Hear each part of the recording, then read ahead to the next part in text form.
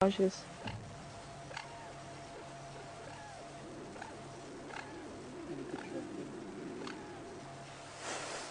I don't know, I think it might be a little bit too close to see it. But hopefully you've seen the other two, so you can kind of get the gist of what they look like if we miss it. But it's found itself a little hole, but it's just a little bit too deep, and I think it's worried about jumping over it, because it thinks I might attack it. But it's losing the rest of its flock. So it's got to make a decision.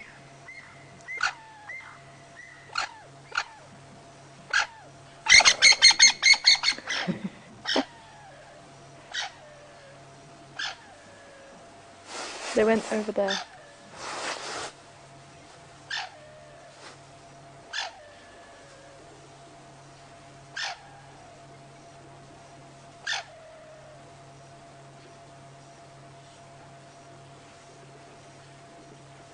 I'm not going to attack you, little one. You can run after them.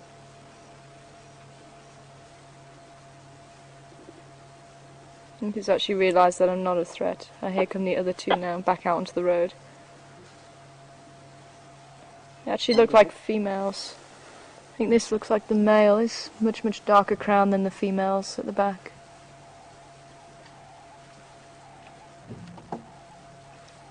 I'll say you could see he wasn't too sure where to go.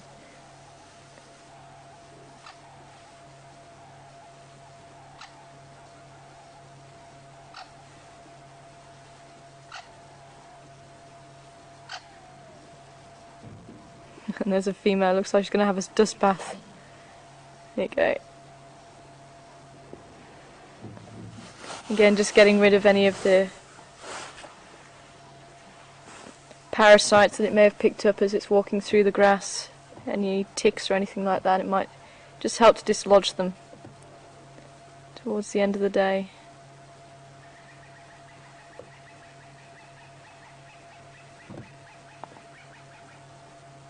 And both the male and female will call together and it sounds like one song.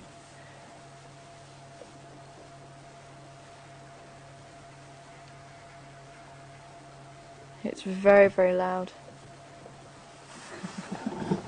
Sorry guys. Yeah. Okay.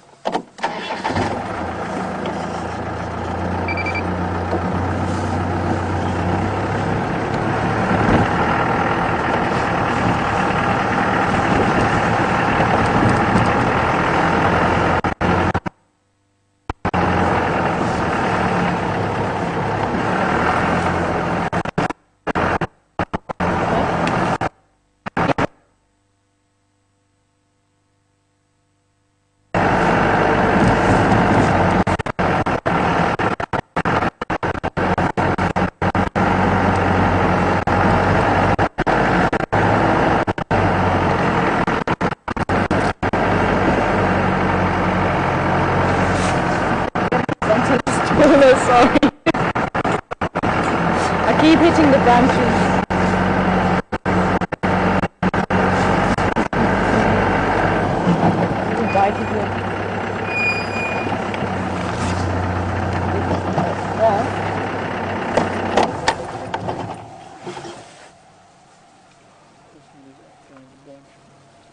Has it just disappeared?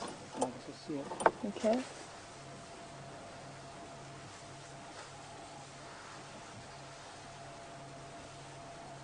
There's a couple of duikers that are actually seeming like they're calming down in this area.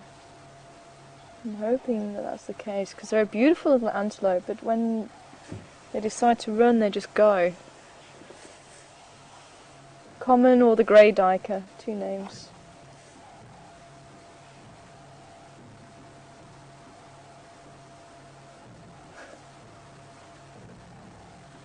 He's just gone hiding. You tend to find the duikers more in the thicker bush, and they will walk track on track just to reduce the noise that they make in the bush, just like kudu or nyala, bushbuck. So where the front foot goes, the back foot goes directly over the top. But the steenbok which is much more redder in colour, which you can get confused with them, generally live in the more open grassy areas. Although we have seen a steenbok around here, it was towards Philemon's cut line where there was an open grass area there. Yeah, it looks like we've lost it. It's still moving around in the back there in the bush, but at least it didn't run off, which is what divers seem to do quite a lot around here. Well, around everywhere actually. That's where they got the name from. Diving through the bush. Thank you. Gonna do a bit of a slalom down here. Trying to avoid the branches with the aerial that's taller. And then on the old jigger. The radio's been very, very quiet. I think anything else has been found as yet. And the elephant went east from Gowrie Dam. I'm wondering whether we should maybe just have a quick look over Gowrie Dam, maybe up in Google Road.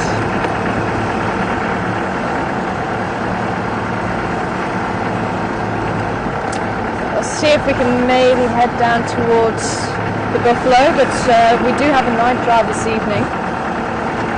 So Patrick and Mark may make their way down towards the buffalo herd if it's still around and see if they can get maybe some lion action.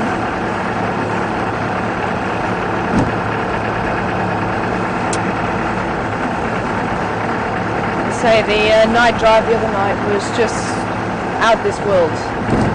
Having Karula take him up kill into the tree was a very big first for me. Never seen a leopard doing that. It really was very, very special. And then we had a herd of elephants just decide to come and join us. Absolutely amazing it was. To say that's, you just, I mean, if you'd have said to me we were going to be spending those 2 hours like that, I would have probably thought you were lying to me. And even we had the white-tailed mongoose to begin with as well. So it's really just goes to show, I mean, you just really don't know what's going to happen.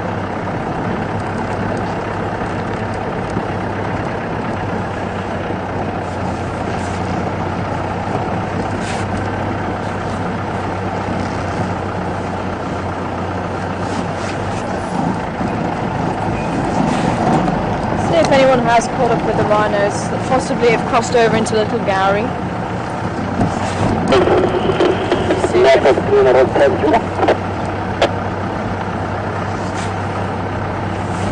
there any station that's found in Combi?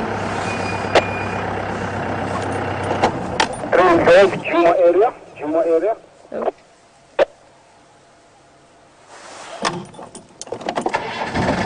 Copy that, whereabouts in Juma?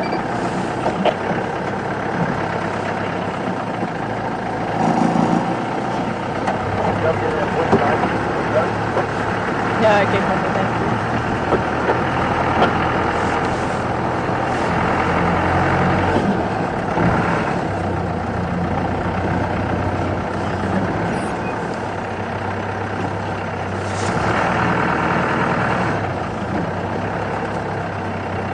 I'm seeing a log-shaped thing that it is worth checking.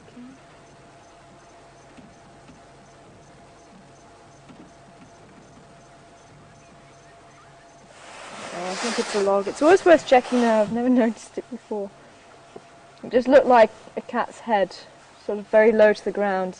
I don't know, did you get it on the screen? Do you see what I was looking at? It was very, very low. It's just a very dark strip, and it just looks like it could be a cat. Sort of very low. Yes. We'll move on now.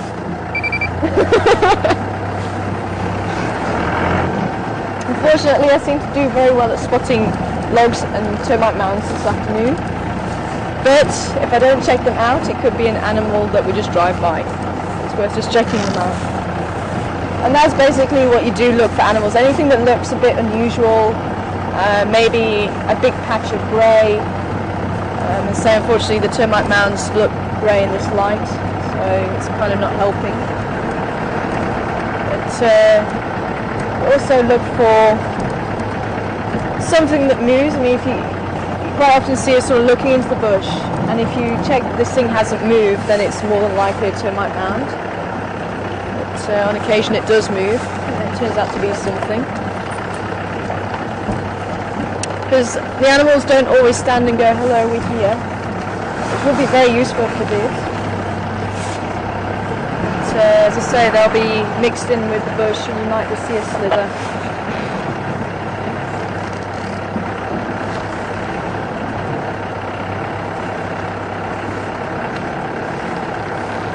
Let's see if we can stop on the other side of the tree here. It's quite a beautiful reflection of the light on the hippos.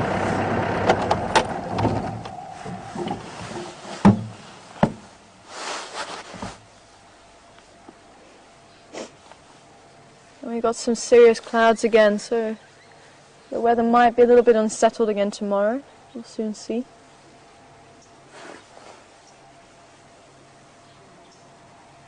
Actually, does it look like there's a very small one there again? I think Afka said she saw 8 hippos in the dam. Don't know if that was today, but certainly yesterday.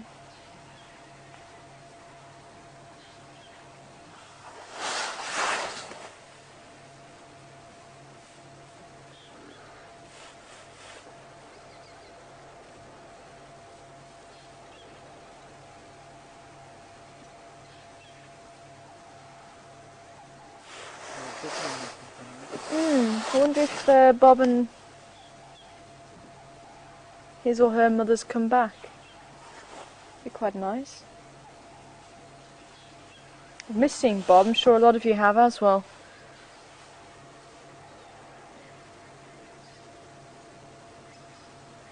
I was trying to get something distinguishing from the mother. See, it looks like there's two youngsters there. I think it could possibly be, because if it was 8, there was 3 here.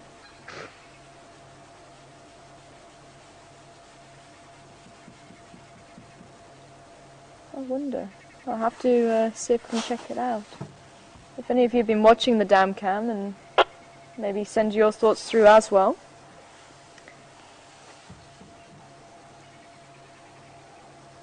I'm going to go in search of this elephant that crossed over. See if we can catch up with it. And if I can just confirm where it was that it was drinking, and if it went directly away from the dam wall, or whether it went up towards the lodge, that'll be great.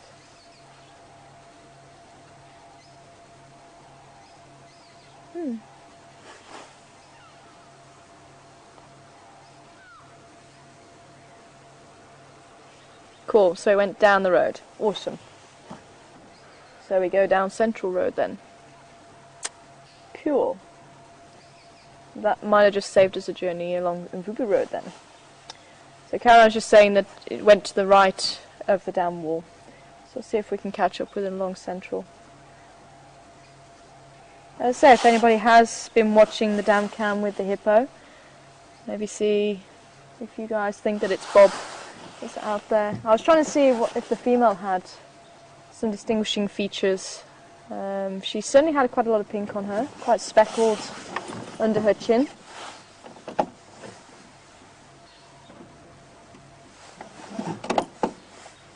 Quite a flat nose.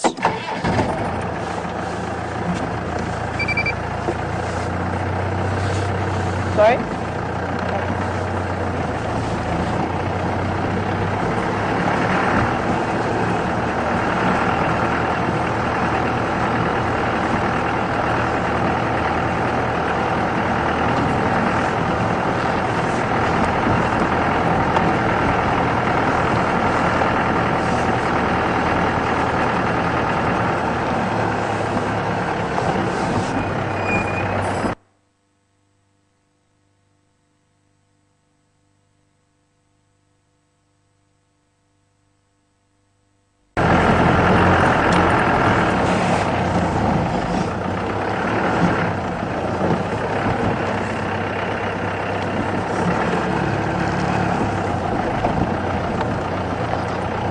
There's his tracks.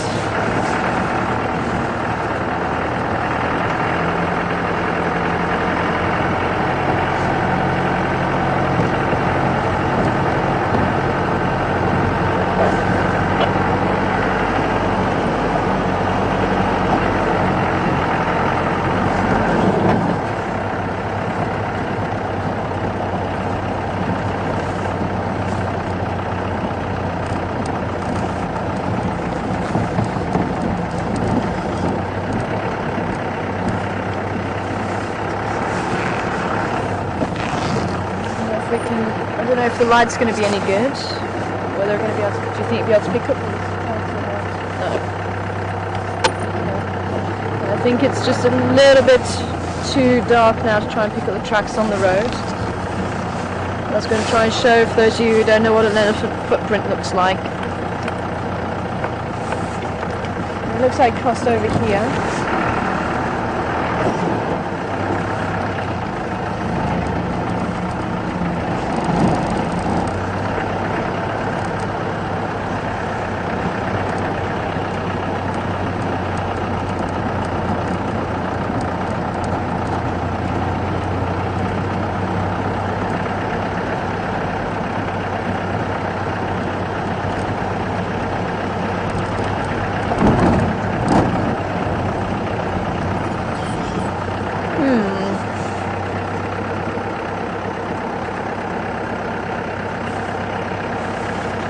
We'll see how we go up the road, otherwise we may have to turn around and go back down towards Central, but it looks like we came up this way.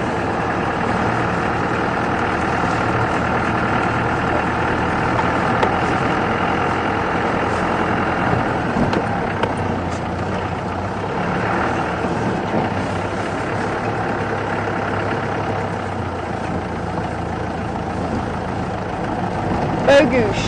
Welcome aboard this afternoon, Bogoosh. And you'd like to know, do I have any special guides or trackers, I think, or people to protect us with rifles and things like that while we go out? And unless you're counting Herman, no. We only go out, just myself or one of the presenters with a camera person, and we just go out as you see. We don't have anyone trailing us or going up ahead. We are in contact with the other guides in the area,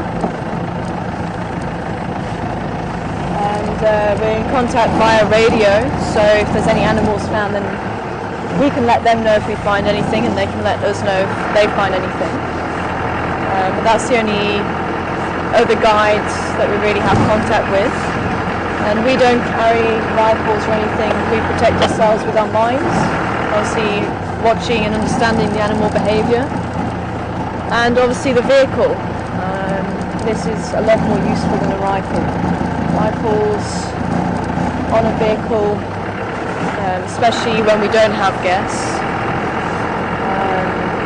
we don't really need one. The animals, we get very close to them anyway, and by the time you think, oh, maybe I should pick up a rifle and maybe aim it, then the animal could be on the vehicle or doing whatever to the vehicle, because they get that close. So you're talking about fractions of seconds to react. And quite often if people carry rifles, they think they can get closer to animals than what they really should do. They think, oh, it's fine, I can protect my guests with the rifle. First of all, you don't really want to be shooting the rifle off anyway, because you might injure one of your guests or injure one of your animals. And quite often animals won't follow through a charge. They may, but again, that's down to the guide to determine that. And already if the guide is thinking it's not looking good, it's not, the situation is turning bad, then it's the guide's responsibility to get out of the situation. I know a lot of places do carry rifles on the vehicles to protect the guests, but especially when you're walking in the bush, you do need some protection because you don't have a vehicle, and if there is a worst case scenario, you do need to be able to protect your guests. But as far as the safari team go, we don't have anything like that. And as I say, we try to understand what the animal is telling us. If the animal is saying, hey, back off, then you listen to that, you back off, and generally that will keep the animal relaxed. If not, they'll either run away or they may push it further, but generally they won't. Reason being, they don't want to get into a fight with you. If they get into a fight that's not necessary, they may come off injured and severely hinder them surviving. If they get an injury that is life-threatening, then that's going to be a very big negative in their life, and something that they want to avoid. And that's why you get animals go through all these rituals. And that's why animals have these signs that we're supposed to listen to. And if you don't listen to them, then you may find yourself in amongst a animal. Basically, I don't want you here, go away. And it's very, very, very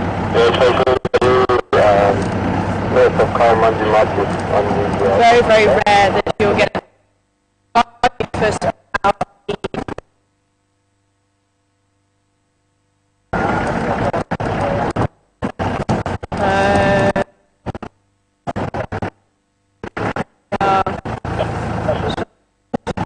Go back the other way.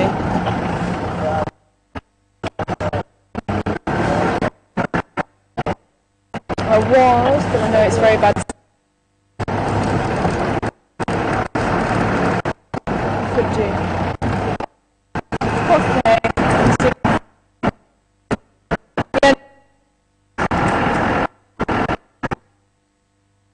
Good or not?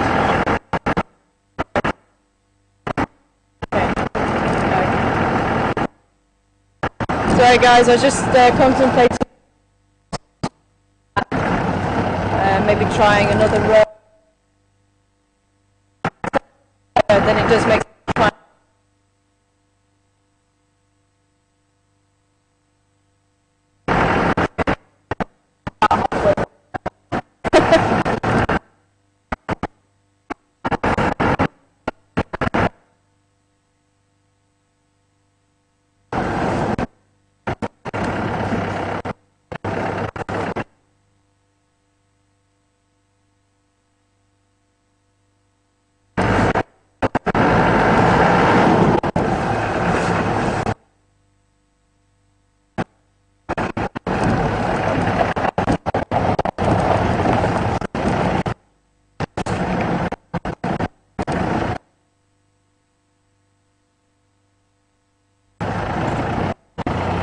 This elephant's disappeared.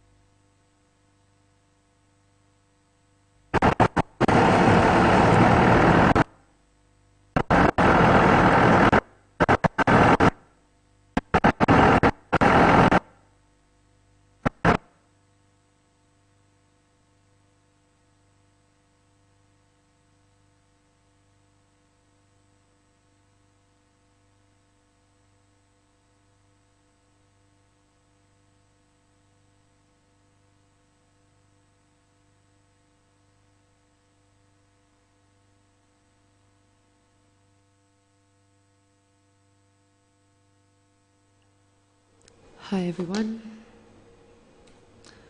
this is Kaz in Final Control here. We've just cut to Gari Dam while they go through their bad signal area, and we'll watch the hippos, which is really great, and see if we can see a little bit more of this youngster that's come into Gari. Hopefully it's Bob back, which would be really great. We'll just have to see what develops over the next few days. So I hope we enjoy the sights and sounds of Gari while we try to get our signal back on the vehicle.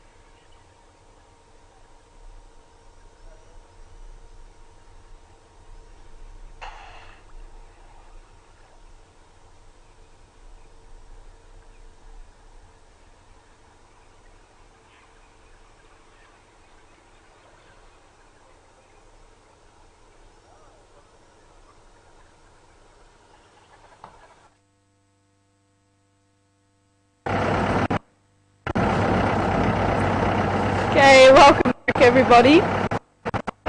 Looks like we had a signal break. But, no sign of this elephant. So I'm going to if not, then I'll go down Central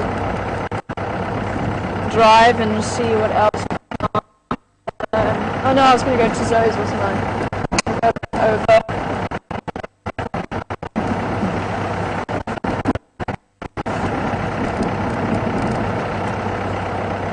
Stations, has there been any update?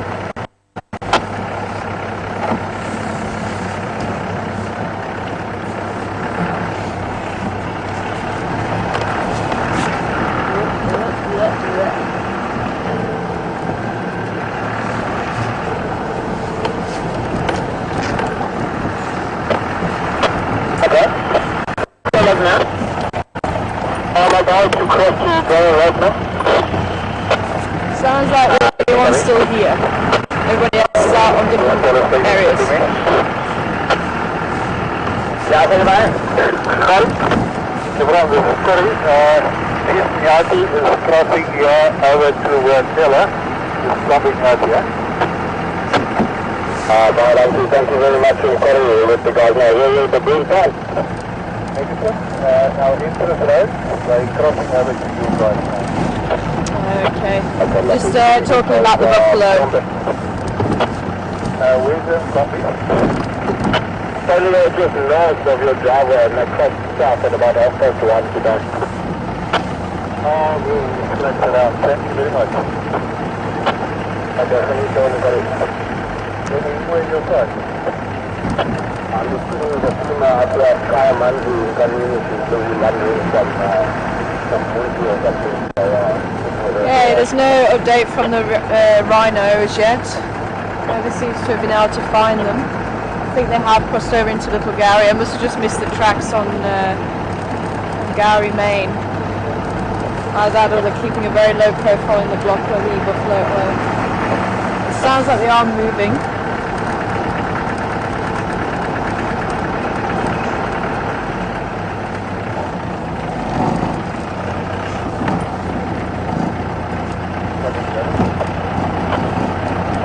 Nothing from this elephant.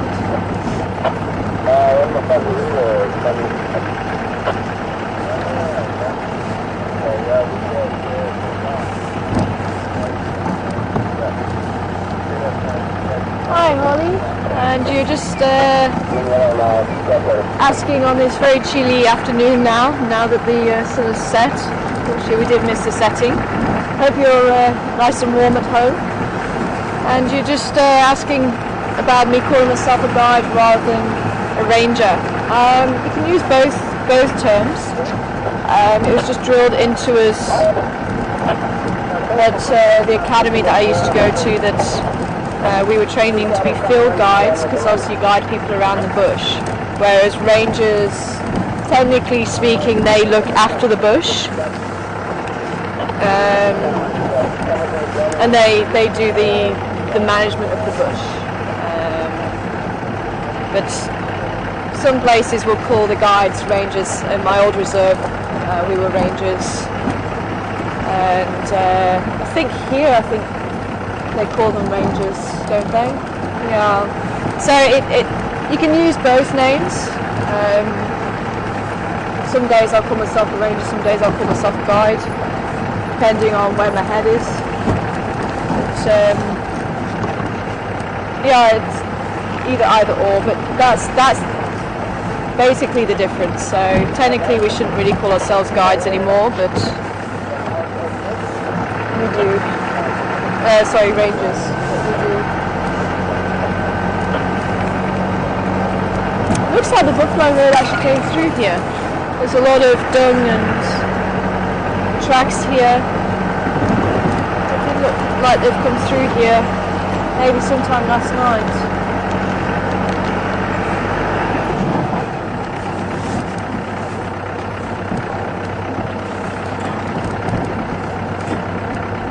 They do tend to do a bit of a circuit, so they may stay for a few days around here doing a similar sort of circuit to what they're doing now.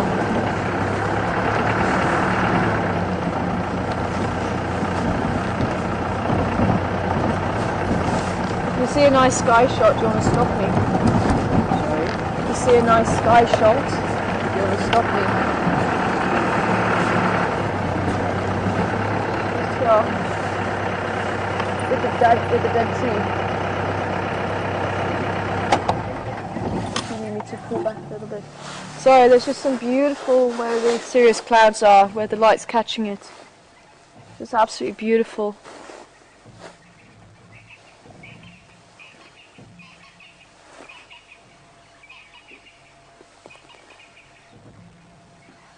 And the evening chorus has started up.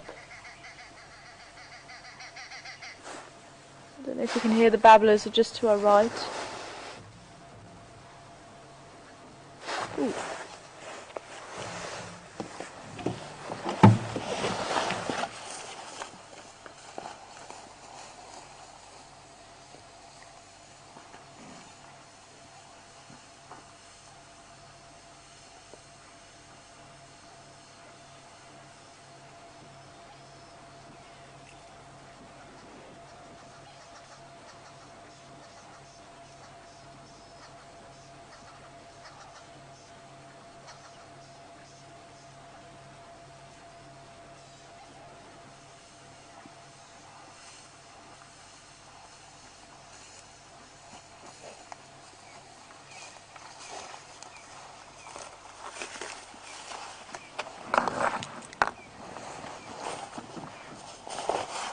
Sorry, I just disappeared while you're looking at the sky.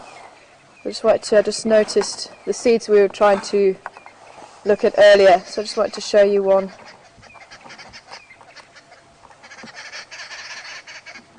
Where the babblers are chirping around me.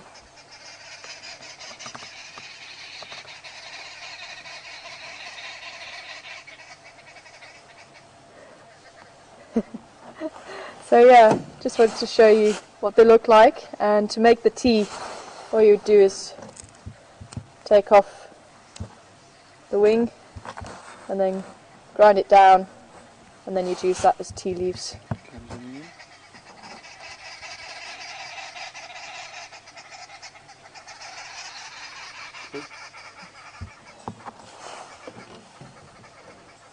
So that's what a bush willow, all bush willows, that's what their seed looks like with the 4 parts to the seed, the samara. But not all of them make a good tea. Okay.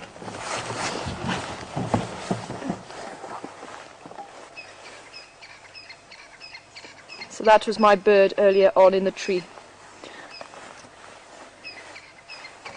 But hopefully you could see what I was seeing. It did look like a bird's breast. Well, to me it did anyway. I don't know if you guys could actually hear the babblers.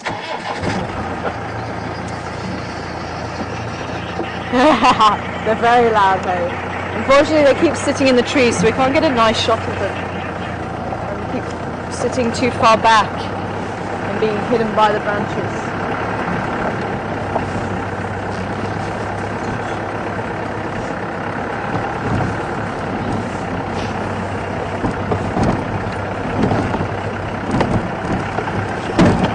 And just,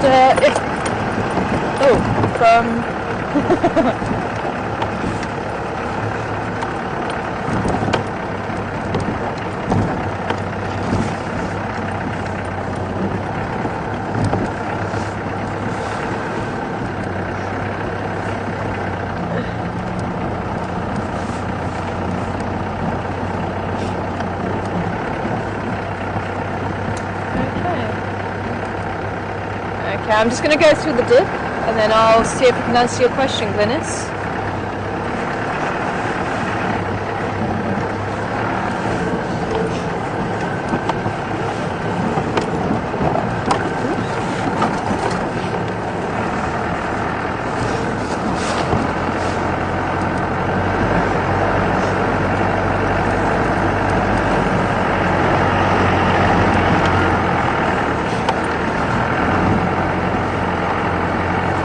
Okay, so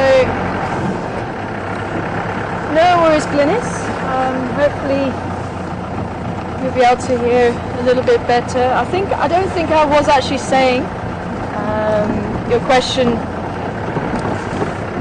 completely. You were just asking, will an animal always give a warning charge or some form of warning, and if you're on your own, what do you do?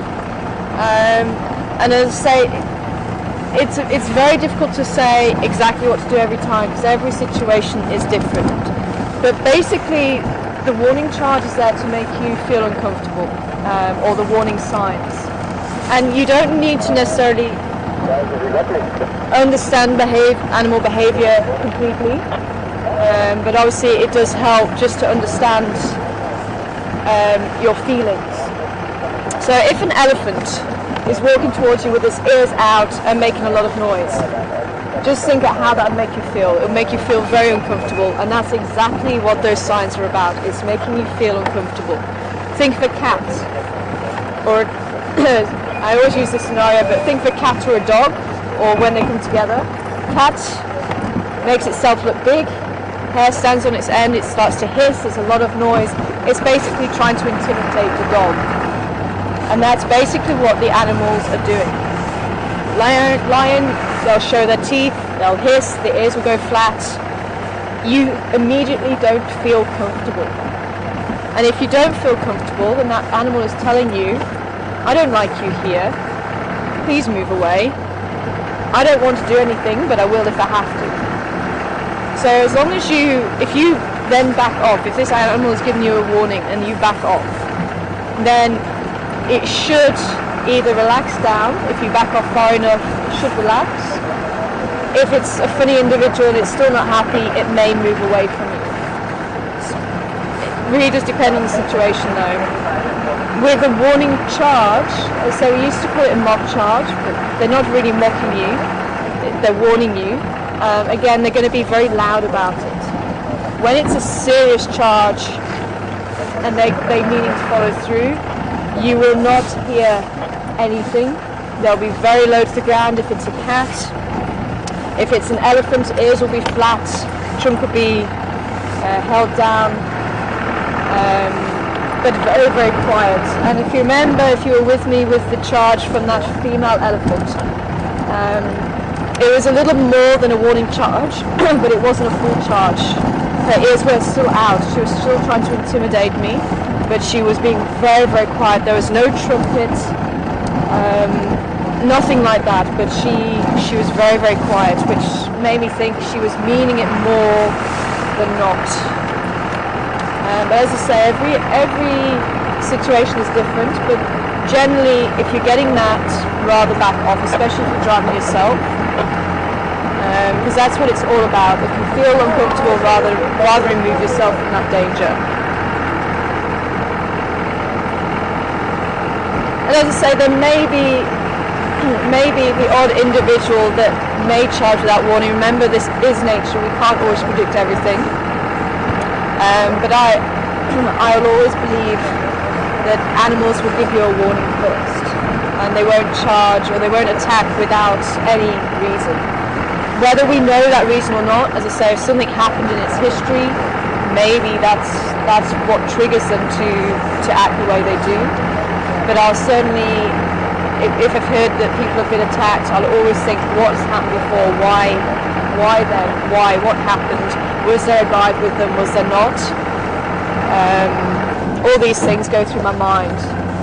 Maybe, I don't know, 1,000, one in every 1,000, or I don't know, maybe more than that. Animals may be something slightly not right in their head, and maybe they go a bit funny, but normal animals under normal circumstances, you shouldn't really get animals attacking you. And if there is anybody joining us for the first time or just tuning in now, my name's Tara and I'm guiding you this afternoon. I think we've got roughly about half an hour left, sure. Time went fast this evening. Let's have a quick look at the impala. We haven't seen any impala today. And I'm just going to make my way once more around. We'll go down Zoe's Road, maybe have a quick stop by Treehouse Dam if we have time, and just see what's happening with those buffalo, see if there's any cats around. But we do have a night drive later on, so if there is anything happening, hopefully they'll be able to come out with the night camera and try and view it. And joining me on the new vehicle this afternoon has been Herman on camera.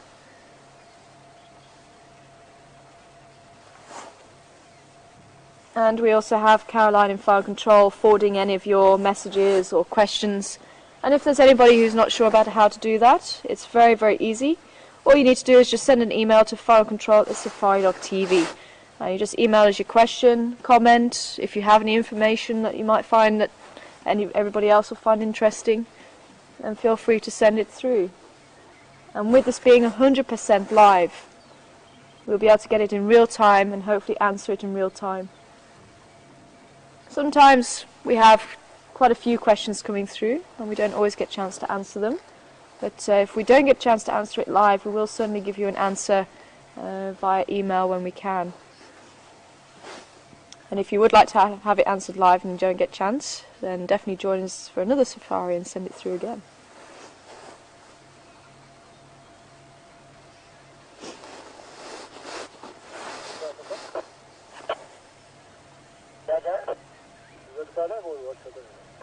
Thank you very much, Sharon, for your question.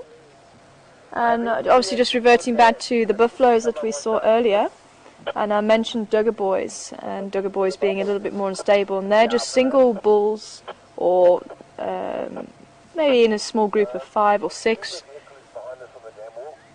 they tend to be much older, they tend to have broken away from the group, and we call them Duggar boys. It's actually a Zulu word for mud, and with them being old, they tend to go to where it's softer vegetation, which tends to be water's edge, or in rivers, or in drainage lines. So there tends to be a lot of mud around, and they like to wallow in the mud during the day. So they get called Duggar boys because of the mud they're associated with, and they roll around in that.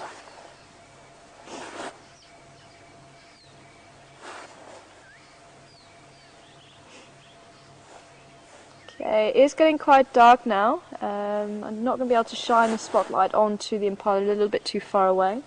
So I think we're going to continue on. But just while the Impala, they were a little bit closer to the road than what they are now. We haven't seen Impala today. So if there's any viewers that haven't seen Impala before, this is a small bachelor herd. And all sorts of animals will eat Impala.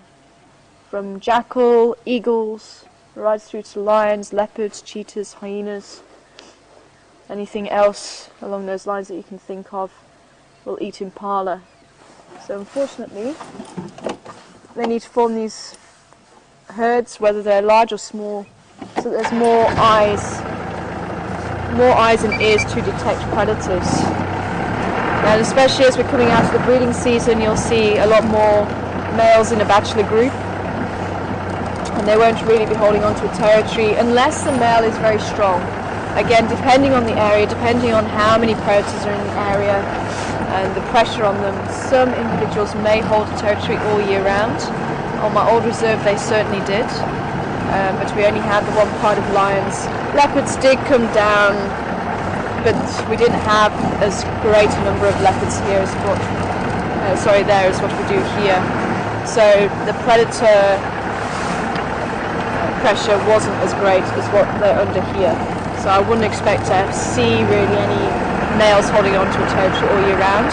I spotted a couple of males, even just on Philemon's dip. There's a male there that holds a territory, so we'll keep an eye on him and see if he carries on holding a territory or not. So we'll be able to test the theory out. Yeah, Patrick playing chicken with us.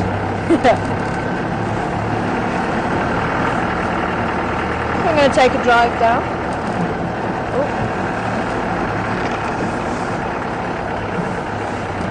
Yep.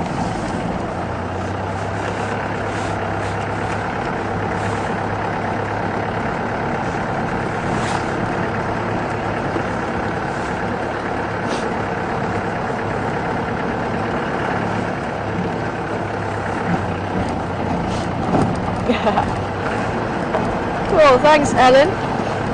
You're just saying you've never seen a large snake while you've been following us, and do we have them? What type do we have? Very large snakes, as you see them in the movies dangling in trees, and they always choose the very big snakes to do that, don't they? The anacondas from South America, which is the largest in weight-wise. Burmese python being the longest in length-wise. I think Burmese get up to about 6 meters. We have the African rock python. It gets up to about 5 meters, I think. The reason why we're not seeing many snakes at the moment is because we are going into winter. The snakes go into hiding. And we get what's known as the August winds, which tends to wake up the snakes, and the September winds. So once the winds start, it means that the South Africa is starting to warm up, or areas of South Africa are starting to warm up, and that starts the snakes becoming active again. We have seen a few snake marks on drive, but you don't tend to see them too much at the moment. We have been seeing the odd 1 or 2 puff adders. I think the guys had one on drive probably about 6 weeks ago now. It's obviously a lot warmer 6 weeks ago. And I think Jared had, unfortunately, a dead snake. I'm not too sure what had killed it. But there was a snouted cobra on drive. And that tends to get to about 2 meters in length. Puff adders, I'd probably say maybe about 1 meter, I think. If that, for a puff adder, maybe for a very large puff adder, maybe not even that.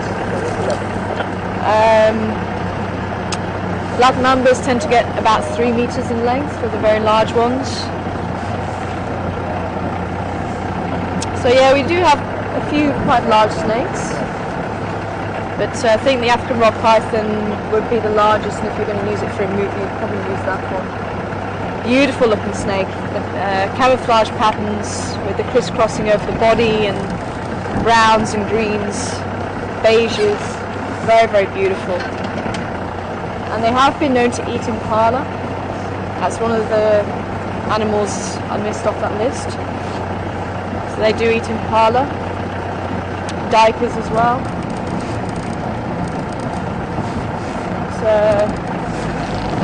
So that's why we're not seeing them at the moment. But once it gets to August, September, then we should start to see some more snakes. I'm going to see if I can do a bit of a arm workout with this light. Can't use my little trick of propping it up on the door, because there isn't one now. So we'll see how good my arm muscles are tonight.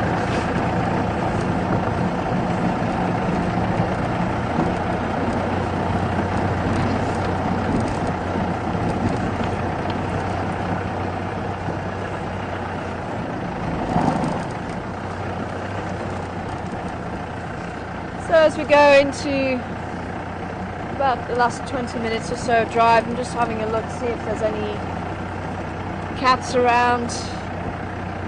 Obviously Karula and the boys have been around here quite a lot. It's the resident leopard family we have.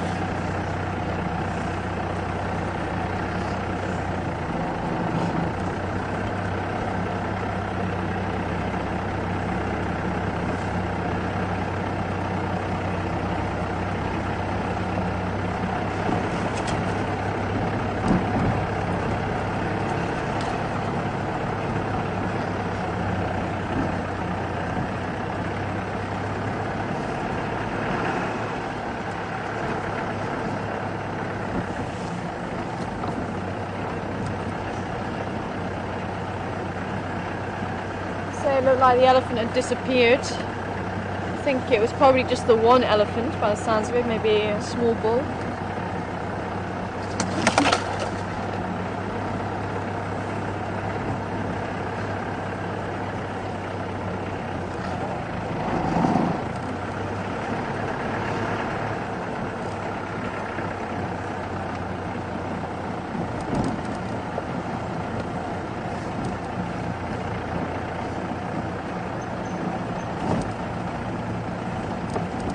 I'm still just looking up in the trees just in case there may be a leopard hanging his legs over a branch. But they tend to go for the trees that have fairly flattish branches rather than some of the ones I've been looking at, but there may be genets and things like that in there as well.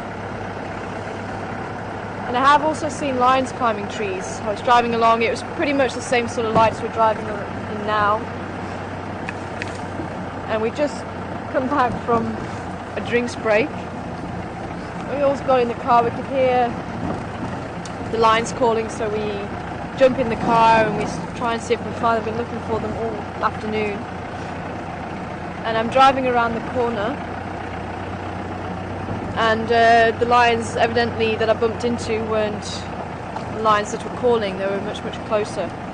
So we drove around the corner and I'm going, look guys, there's a lion in the road, and something told me to stop, and I looked above me, and probably about 1.5 meters, 2 meters above my head there was a lion looking at me in the tree.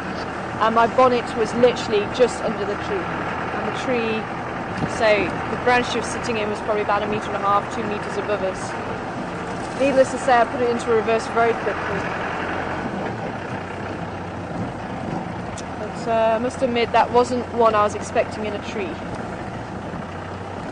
But she was in the tree, and then the female that was on the road decided that she also wanted to go in the tree once her sister had come out of the tree. And then what she'd done in the tree, that female went back into the tree. So there's obviously something, whether it had been a kill from the leopard there, or a leopard sitting there, or even the cheetah, because the cheetahs on the reserve also sat in small trees, and it was small enough for a cheetah, or a funny enough angle for a cheetah to climb into.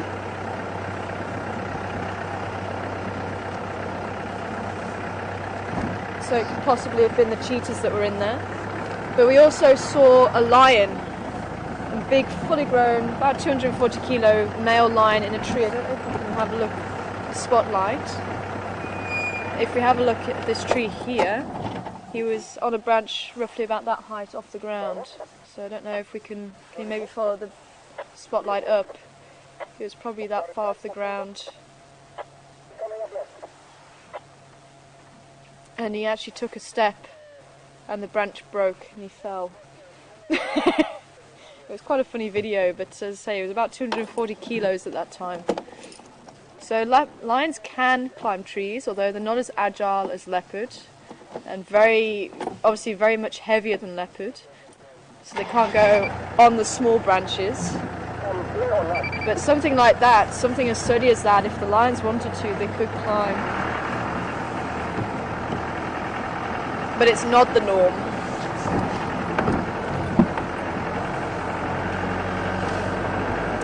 I just remember looking back and all my guests' eyes were as wide as saucers.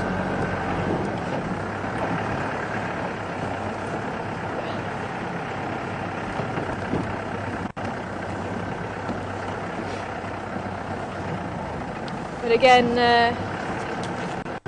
that's what I love about nature. You just learn every day. And you can read the books as much as you want, and you can watch the documentaries as much as you want, but if you're out here like we are now, every day, you learn something new every day, and something will contradict some writing somewhere.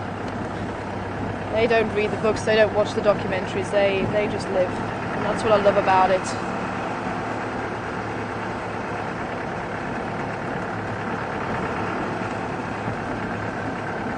I think I'm definitely going to have to start doing weights with this light.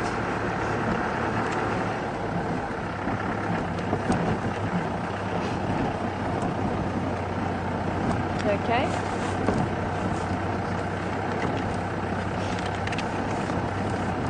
Hey Julia, welcome on board this evening. And just to continue on with the snake theme, what's the most venomous snake in South Africa? It's a difficult question really. There's different snakes have different toxins, and it depends on where you get bitten and how you get bitten and how old you are and all your health as to how that toxin is going to affect you. The black mamba obviously being one of the most deadliest snakes, and black mamba has neurotoxin, which just means once you get bitten, you'll probably become paralyzed. It affects your muscles and your nervous system, so your heart, it'll affect your heart and obviously stop it working. Your lungs also will stop breathing. So again, it depends on where you get bitten and how much. Will depend on how quickly it can happen. I've heard there was a little girl of about 5 who got bitten. She died within about 5 to 10 minutes. And there was a guy who had been bitten by something. He didn't know what it was. He managed to kill it. He took it 13 hours to the hospital. He had to walk to hospital. 13 hours later he arrived, and only then he showed symptoms. And that's where they found it was a black mamba, because he actually took it with him. So it's quite an interesting one. And then you have the puff adders and the adders and vipers who have the cytotoxic, and basically where they bite you it's going to go black and get swollen, and it actually affects the tissues. And then you have the two nasty little snakes who have hemotoxin. And say nasty, they're actually quite placid. The vine snake and both have hemotoxin, and if they bite you, you don't stop bleeding. It takes a good couple of days, 2 or 3 days. They'll kill you after 2 or 3 days if you don't have any treatment, and it basically stops your blood clotting, and then you start bleeding from every soft tissue. So it's not a nice way to go. Well, none of them are a nice way to go, but it's not.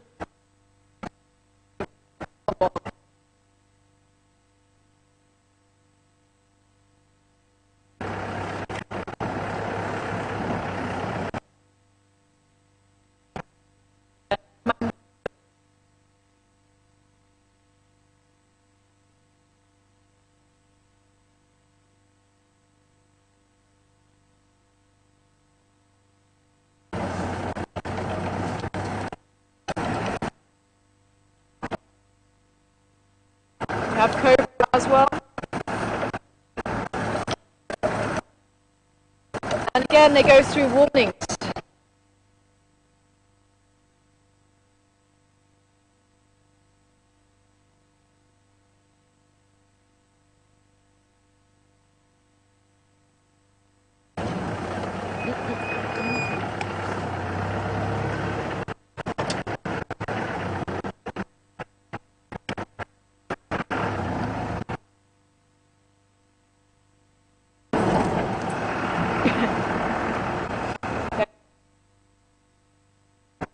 Going to go to film.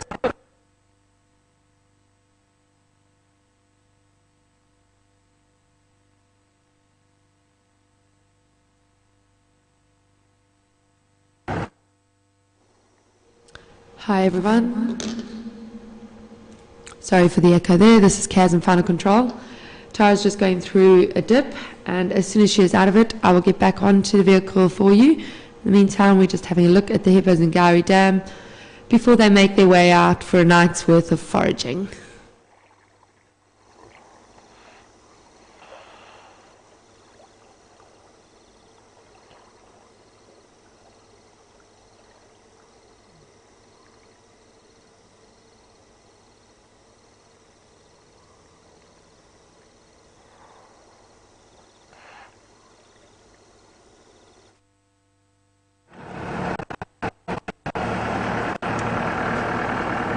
Okay.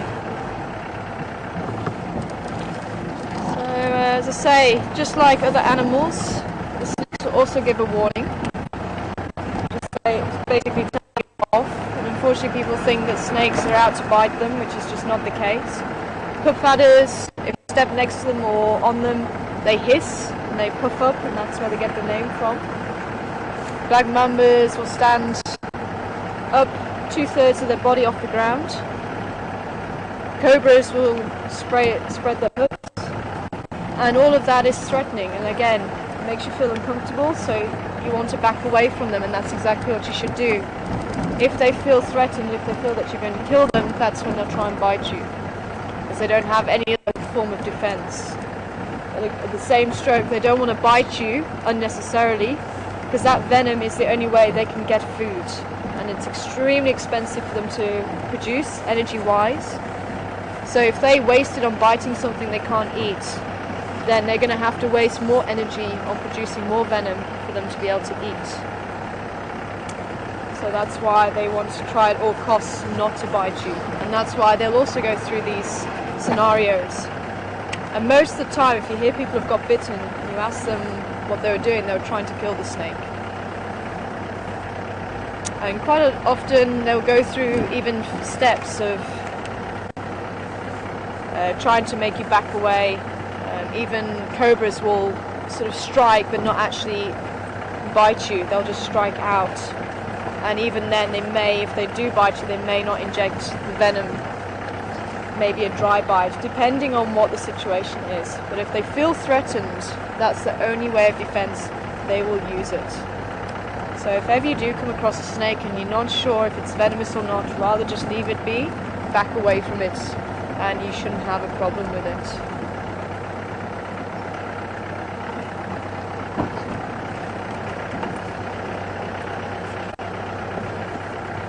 So we're back on Fideman's cut line. Still no sign of cat tracks or anything.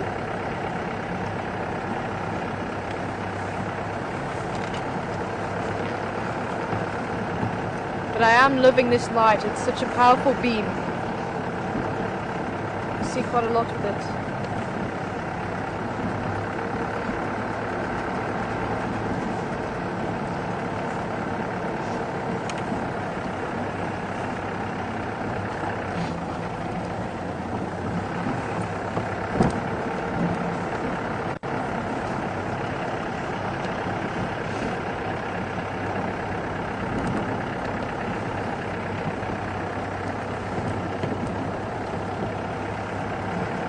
Gone very, very quiet. Sounds like there's been a few sightings on the other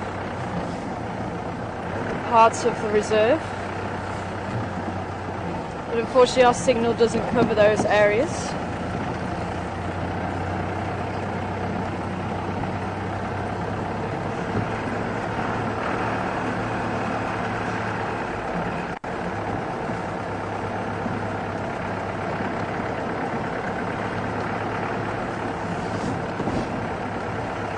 Again, as we're going into winter, we may see more of the nocturnal animals coming out earlier, because obviously in the dead of night it's going to be much, much colder.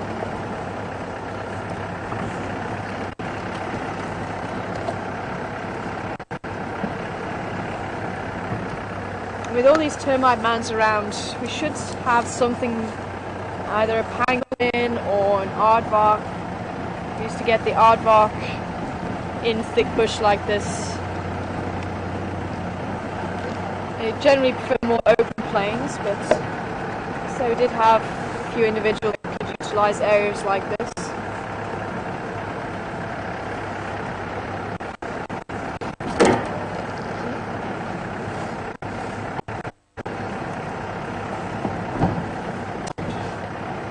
I'm just making my way back down towards Treehouse Dam just to see if anything has come down from buffalo drink. Maybe see if the hippos have come out of the water.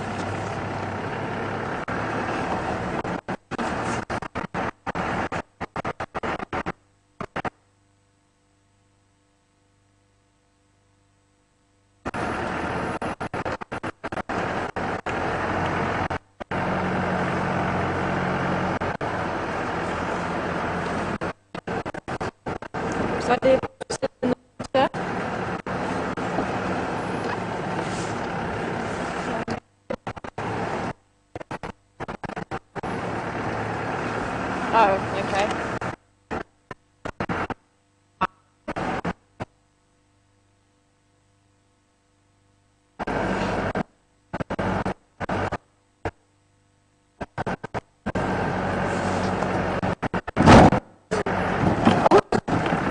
Oh, was that a ooh, stop?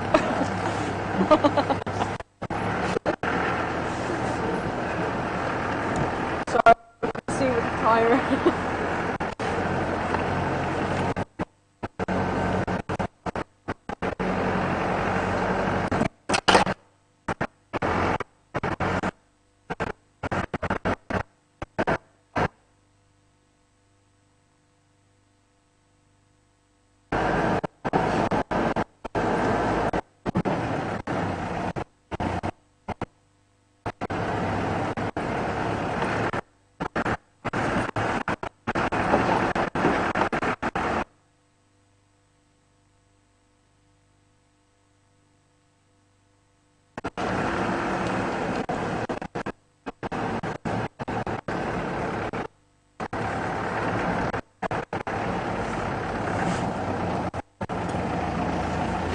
Like to see how you...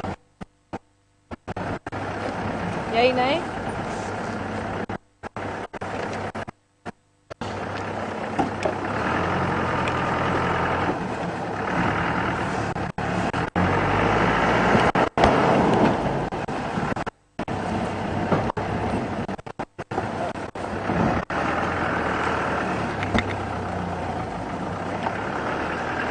So, Caroline, can you confirm are you on or not?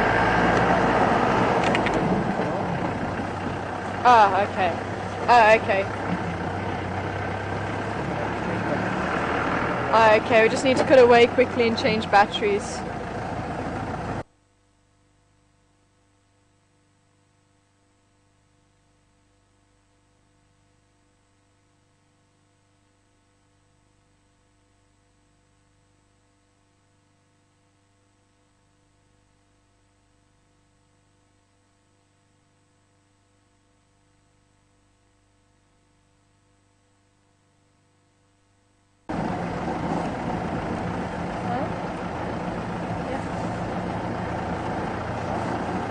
Yeah, you can come back.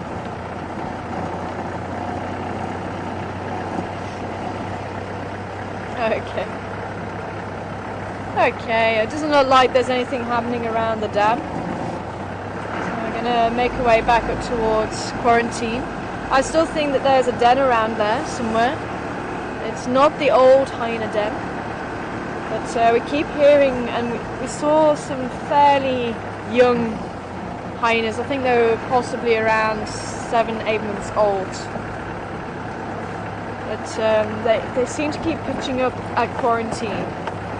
So I'm just wondering if there is actually a den around there.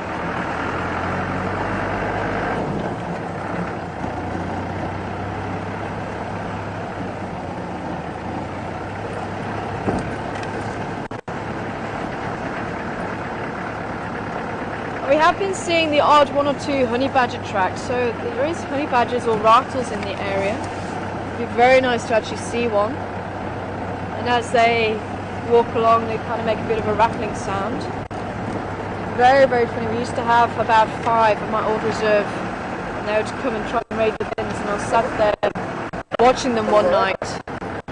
And they're very aggressive little creatures. I remember standing with my colleague, and we actually were taking pictures of one, and we kind of forgot that circumstance, or that instance, they could be quite aggressive. And then one started walking up to us, bold as brass, started walking up to us, and both myself and my colleague kind of just shared a look. It was like, is this rattle going to try anything with us? And it was about 2.5 meters away from us, I think it was. And then he decided, oh, you know what, not worth it. And he went back. Obviously we had to sort the bins out after that, but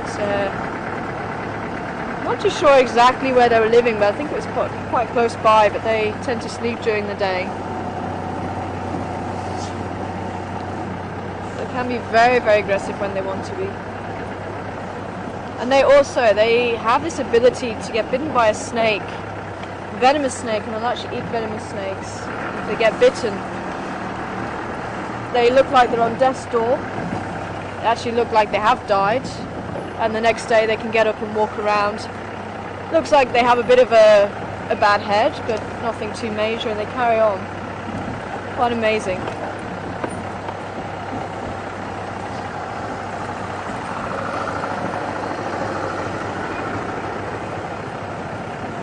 Okay, we'll get away from the pump house.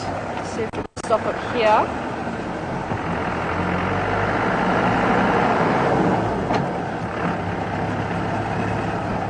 There we go. Quiet enough here. Maybe? Okay, is that okay? It's alright, Joe. Yep. Alright guys, well thank you very much for joining me. I hope you've enjoyed the drive. Had some quite interesting things this afternoon. Thank you so much for all your questions and information, and hopefully you'll be able to join the night safari in half an hour's time. So you've been watching Safari TV. After myself, Herman and Kaz, say good night.